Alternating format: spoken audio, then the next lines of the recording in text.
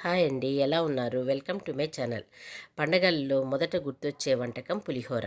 పులిహోర గుమగుమలాడాలంటే పులిహోర పొడి తప్పనిసరి. ఈ పొడి మనం ఎలా తయారు చేయాలో చూద్దాము.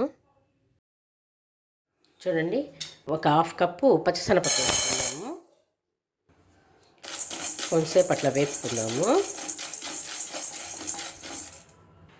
దాంట్లోనే కప్పు కంటే కొద్దిగా తక్కువ ఉద్దిపప్పు తీసుకుందాము. చూడండి, హాఫ్ స్పూను మెంతులు తీసుకుందాం. వీటిని దోరగా వేయించుకుందాము.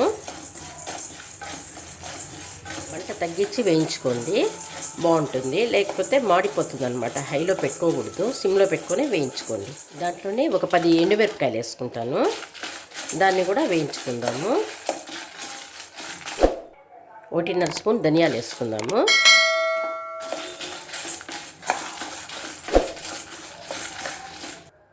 కొద్దిగా కరివేపాకుని వేసుకుందాము. వేసుకొని బాగా వేయించుకుందాం. తొందరగా వేగిపోతాయి. 1 స్పూను మిరియాలు వేసుకుందాము. చూడండి, 1 స్పూను జీలకర్ర వేసుకుందాము. ఈ పౌడర్ ఉన్నిందనుకోండి, ఈజీగా పులిహోర చేసుకోవచ్చు. టేస్టీగా బాగుంటుందన్నమాట. స్పూన్లు నువ్వులు వేసుకుందాం. చూడండి, 2 స్పూన్లు నువ్వులు వేస్తున్నాను. టేస్ట్ బాగుంటుంది అనమాట. నువ్వులు వేసుకుంటే ఈ పులిహోర పౌడరు చాలా బాగుంటుంది. చూడండి, అన్నీ వేగిపోయినాయి. స్టవ్ ఆపేస్తాను. వీటిని చల్లారిద్దాము. చూడండి, కరివేపాకు కూడా బాగా చూడండి బాగా వేగిపోయింది. చల్లారిన తర్వాత మిక్సీలో వేసుకుందాము. చూడండి, మొత్తాన్ని ఒక ప్లేట్లో తీసుకుంటాను.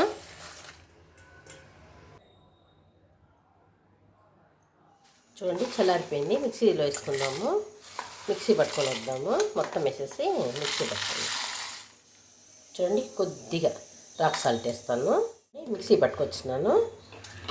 ఇట్లా ఉండాలన్నమాట. మరీ మెత్తగా ఉండకూడదు, మరీ బరకగా కూడా ఉండకూడదు. ఇట్లా ఉండాలి. దీన్ని ఒక బౌల్లోకి ట్రాన్స్ఫర్ చేద్దాము.